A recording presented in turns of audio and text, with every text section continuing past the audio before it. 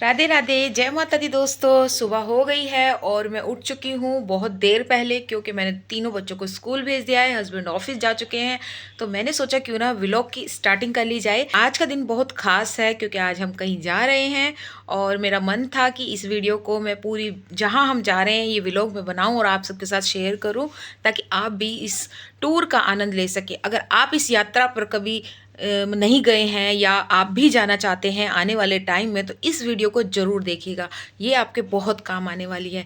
तो बस अभी मैं काम करके जस्ट बच्चों को भेज के खाने का काम फ्री हुआ है और अभी उनको सबको स्कूल ऑफिस भेजा है हस्बैंड को। अब साफ़ सफाई का काम करते हैं, फिर नहाना धोना भी होगा, फिर पूजा पाठ होगी और फिर इसी तरीके से शाम को हमारी ट्रेन है, रात की है। मैं सारा आपको व्लॉग में बताती रहूँगी टाइम टू टाइम कि कैसे कैसे ये जर्नी होने वाली है। तो दोस्तों ये वीडियो आपको एंड तक ज़रूर देखनी है और कमेंट करके बताना है वीडियो कैसी लगी। तो चलिए पहले तो वीडियो पूरी एंड तक देखिए। तो अब हम रेडी हो गए हैं, टाइम हो रखा है, आप देखिए 9:30 बजे हैं, 9:30।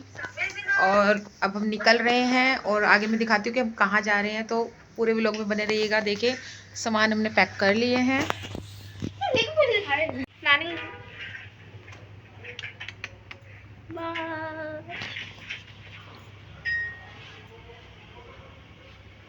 अतुल्य, अतुल्य फोन रखो आप।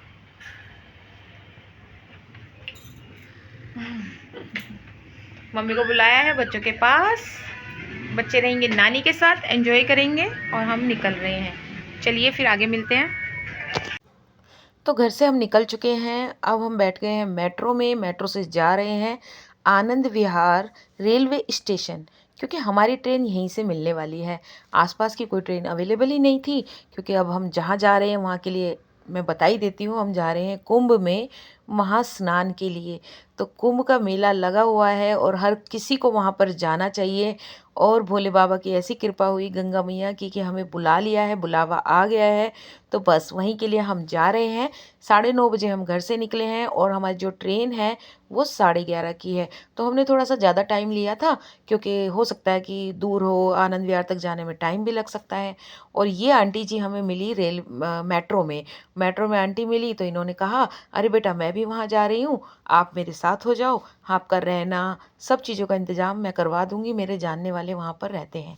और हमें ऐसा कुछ ज़रूरत तो थी नहीं, बट आंटी थी तो बुज़ुर्ग थी, हमने थोड़ी सी उनकी हेल्प करी। उनको थोड़ा सीट वगैरह, उन्होंने तत्काल में सीट ली थी, तो मेरे हस्बैंड ने उनकी हेल्प करी, उनको सीट पर बिठा कर आए, अच्छे से मैनेज कराया और फिर हमने आंटी को बाय कर दिया। फिर हम मॉर्निंग में उतर गए, रात हमारी बहुत अच्छी गई, हम आराम से सोकर आए और फाइनली हमने प्रयागराज की भूमि पर रख दिए कदम। और कुछ अलग सी वाइब्स है, ये ऐसा एक ड्रीम है जो हमारा पूरा हो रहा है और बहुत खुशी है। तो यहाँ पर हम उतर गए और हमने सोचा आंटी जी को तो हमने छोड़ दिया, अब पता नहीं वो मिलेंगी कि नहीं, बट वो भी हमें यहाँ मिल गई थी और हमने आंटी जी को बाय बाय कर दिया, क्योंकि हमारे पास ज़्यादा टाइम नहीं था। एक ही दिन का टाइम था, अगले दिन अर्ली मॉर्निंग हमारी 7:30 की ट्रेन थी, इसलिए हमें जल्दी निकलना था। और रेलवे स्टेशन से हमें मिली बस से हम उतर गए हैं चुंगी। तो बस हमारी जो वहाँ पे गवर्नमेंट सर्विस चल रही है, जगह जगह बसेस चल रही हैं नॉर्मल डेज़ में। महास्नान पे अगर आप जाते हैं तो आपको बस नहीं मिलेगी शायद, तो वहाँ पे रिक्शे चलेंगे। तो दोस्तों मुझे बस मिली, बस से उतर के हमें एक बाइक से हमने रैपिडो करी, रैपिडो वाले भैया ने हमें नाव के लिए किनारे पर उतार दिया और यहाँ पर नाव चल रही थी बिल्कुल संगम के बीचों बीच ले जाने के लिए।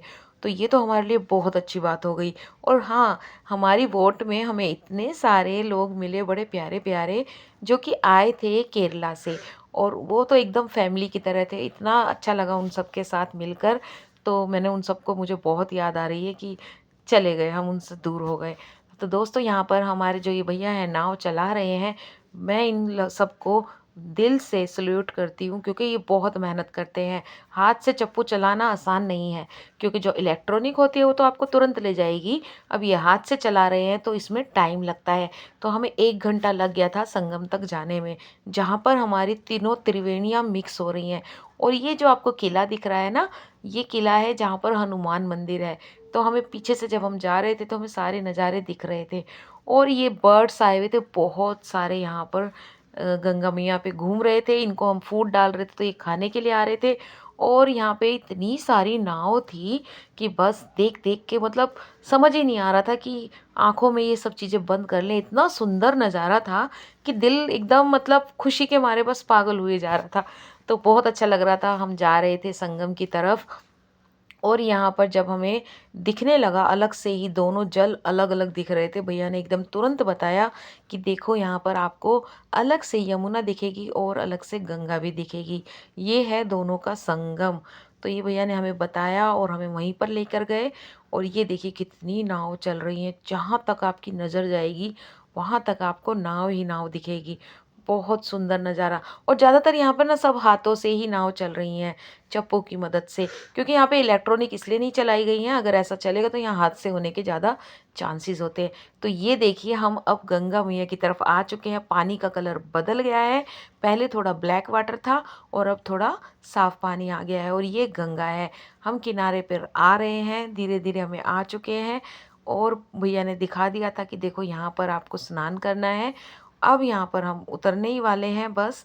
फाइनली हमें यहाँ पर 50 से एक मतलब 50 मिनट के करीब यहाँ पर हमें टाइम लगा।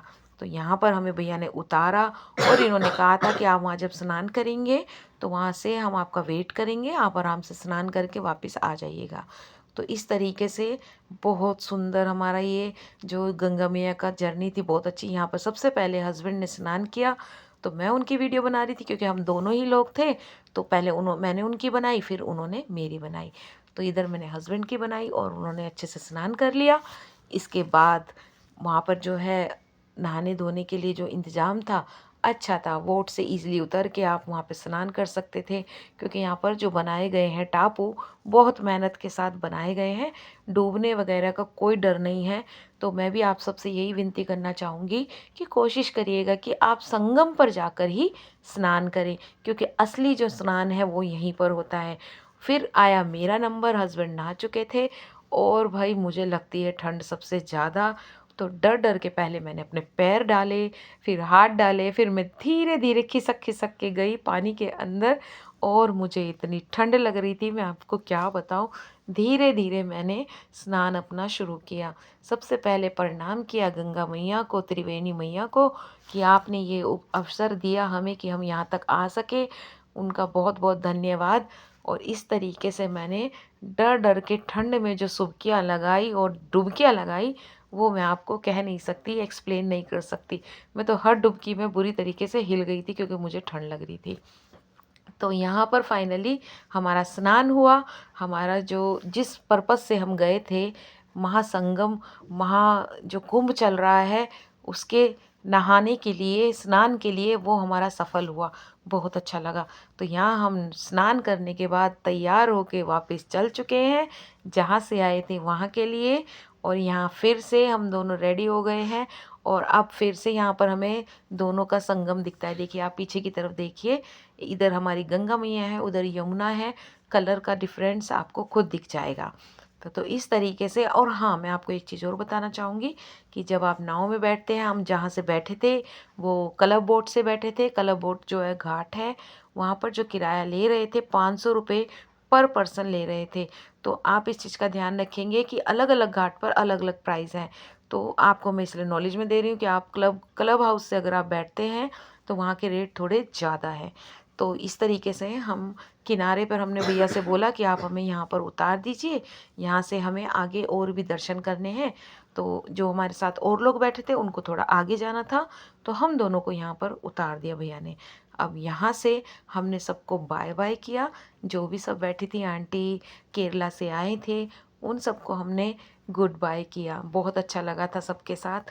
अब भैया यहाँ पे नाव साइड में करके हमें उतार देते हैं। और ये जो घाट है बहुत सुंदर घाट है।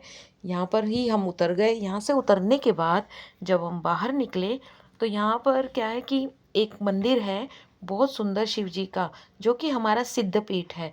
अब मैंने ऐसा सुना है और लोग कहते हैं कि यहाँ पर जब आप स्नान करें तो कुछ ऐसे स्थान हैं जहाँ के दर्शन करने बहुत ज़रूरी है। तो पहला दर्शन जो हमने किया वो यहाँ पर किया। आप देख सकते हैं बोर्ड पर नाम लिखा है। तो भोले बाबा के यहाँ पर इतने सारे शिवलिंग बने हैं, बहुत सुंदर दर्शन हुए। इसके बाद हम गए हनुमान मंदिर के लिए, और हाँ, जगह जगह रैपिडो चल रही थी, हमें फिर रैपिडो वाले भैया मिले और हनुमान मंदिर तक हम गए। उनको हमने जो किराया दिया सिर्फ 50 रुपीज़ दिया 2 पर्सन का। हनुमान मंदिर पे देखो कितनी भीड़ हो रखी थी, बहुत ज़्यादा। और हमें पता लगा दर्शन अभी बंद थे, क्योंकि यहाँ 2 से 5 बंद हो जाते हैं दर्शन। तो अगर आप भी जा रहे हैं हनुमान मंदिर, तो 2 से 5 आपको मैं पहले ही बताना चाहूँगी दर्शन बंद हो जाते हैं। तो आप इतनी देर के लिए कहीं और दर्शन करने जा सकते हैं, फिर आप यहाँ पर आएँ। तो हम तो लाइन में लग गए थे 4 बजे, 1 घंटे बाद यहाँ का द्वार खुला और हनुमान जी के हमारे इतने सुंदर दर्शन हुए। बेशक से भीड़ थी यहाँ पर, लेकिन जब हम भक्त अपने दर्शन करने जाते हैं प्रभु के, तो हमें भीड़ का कोई एहसास ही नहीं होता, क्योंकि ऐसा लगता है कि भगवान आपके हाथ पकड़ के खुद ब खुद आपको अपनी ओर खींच लेते हैं। कुछ आपको कोई कष्ट नहीं महसूस होता, और आपके सारे दर्शन होते चले जाते हैं। तो यहाँ हनुमान जी के दर्शन हमने इतनी देर में किए, लेकिन हमें कुछ महसूस ही नहीं हुआ, कोई थकान ही नहीं हुई, और इतने प्यारे बाबा जी के दर्शन हुए। भीड़ बेशक से थी, तो मैं अंदर की वीडियो नहीं बना पाई, बाहर की मैंने बनाई। तो आप हनुमान मंदिर ज़रूर जाइएगा, और जो ये बड़े हनुमान मंदिर हैं, बहुत सुंदर यहाँ के दर्शन है, ज़रूर करिएगा। अब हनुमान जी के दर्शन करके हम गए नाग वासुकी, क्योंकि यहाँ के भी दर्शन बहुत ज़रूरी होते हैं स्नान के बाद। अब देखिए दोस्तों, हमारे पास ज़्यादा टाइम नहीं था, एक ही दिन था, तो हमें सारे दर्शन एक ही दिन में करने थे। मैंने ये जो फ़ोटो खींची है, आप इसको पॉज़ करके पढ़ सकते हैं। नाग वासुकी जो मंदिर है, इसकी मान्यता क्या है। यहाँ पर अंदर दर्शन करिए मंदिर के, बहुत सुंदर दृश्य था। हमने यहाँ पर दर्शन करे, यहीं नियर बाई हमें ये रूम मिल गया, और यहाँ पर बेड का अलग अलग प्राइस था। हमें यहाँ पर 500 रुपये पर बेड मिल गया था, तो ये हमारे लिए अच्छी बात हो गई थी। हम सामान, हमारे पास ज़्यादा था, तो हमने यहाँ पे सामान रखा और यहाँ के बेड ले लिए थे, ताकि हम अच्छे से रेस्ट कर सकें रात को। अपने बैग जमा कराने के बाद हम सेक्टर 6 में गए घूमने। यहाँ पर आप देखेंगे कि यहाँ पर बैठे थे मौनी बाबा, और ये दर्शन तो इतने अद्भुत थे कि यहाँ समझ नहीं आता कि हमें ये दर्शन कैसे हो गए। यहाँ पर रुद्राक्षों का तो भंडार था, और अगर आप सेक्टर 6 में जा रहे हैं, तो ये दर्शन आप ज़रूर करिएगा। मुझे नहीं लगता जीवन में मैं ये दर्शन दोबारा कभी कर पाऊँगी। तो अगर आप भी गए हैं महाकुंभ में, आप देखिए यहाँ बोर्ड पे लिखा है 5,51,00,000 रुद्राक्ष हैं, जो यहाँ पर मनियों से ज्योतिर्लिंग का निर्माण किया गया है। आप बोर्ड पे पढ़ सकते हैं। फिर हम यहाँ पे सेक्टर 6 में पूरे मेले में घूमे, हमने थोड़ी सी फ़ोटो वगैरह खींची, और हमने सोचा कि चलो और आगे तक चलते हैं और घूम के आते हैं। और भूख भी लगी थी, पेट पूजा भी करनी थी। हमने सुना था कि मेले में जगह जगह फ्री भंडारा है, तो मैंने कहा चलो भंडारे का आनंद लिया जाए। तो हम यहाँ पर गए, हमने एक और बहुत सुंदर दर्शन करे। ये आश्रम बहुत ही सुंदर बना हुआ था, सारे देवी देवताओं के दर्शन करे। आप देख सकते हैं यहाँ पर बाहर ऋषि मुनियों का कुटिया बनी है। इतनी सुंदर ये कुटिया थी, तो हमने यहाँ भी थोड़ी सी वीडियो बनाई, फ़ोटो खींची और दर्शन करे। तो यहाँ से फिर निकलने के बाद हम बाहर गए, और वहाँ पर हमने भंडारे का आनंद लिया। घर जाकर हम सो गए, क्योंकि हम बहुत थक चुके थे। सुबह अर्ली मॉर्निंग 7:30 बजे की हमारी ट्रेन थी, जो कि हमारी वंदे भारत थी। आप देख सकते हैं रेलवे स्टेशन पे कितनी ज़्यादा भीड़ है, बहुत भीड़ थी, सबसे ज़्यादा तो लोकल्स की भीड़ थी। और हमारे यहाँ पे वेट किया वंदे भारत का। अब आप देख सकते हैं क्या हाल है यहाँ पे रेलवे स्टेशंस का। वंदे भारत फाइनली आ गई। अब हमने, भीड़ इतनी ज़्यादा थी कि लोग, मतलब AC 3 टायर में भी लोग घुसने के लिए लड़ रहे थे। अब मैंने समझाया कि अरे रुक जाओ भाई, ट्रेन कहीं नहीं जा रही, आराम से अंदर जाइएगा, क्यों जल्दबाजी कर रहे हो। फिर हम अंदर गए, तो अंदर जाके हम अपनी अपनी सीट पर बैठ गए। आप देख सकते हैं किस तरीके से पब्लिक अंदर जा रही है, और वाह, वंदे भारत ज़बरदस्त है। इसके अंदर बैठने के बाद बेशक से चेयर वाली सीट है, लेकिन बड़ा आराम मिला, और बहुत जल्दी फास्ट सर्विस है, हमें बड़ा टाइम से घर पहुंचा दिया। वंदे भारत में आप बैठने के बाद जब हम वहां से निकले प्रयागराज से, तो देखा रास्ते में फॉग हो रखी थी, और हमें मिल गया सुबह का नाश्ता। बहुत ही स्वादिष्ट नाश्ता था। यहाँ पे हमें कटलेट मिली, आलू पूड़ी सब्जी मिली, चाय मिली, मसाला चाय, और दही भी मिली।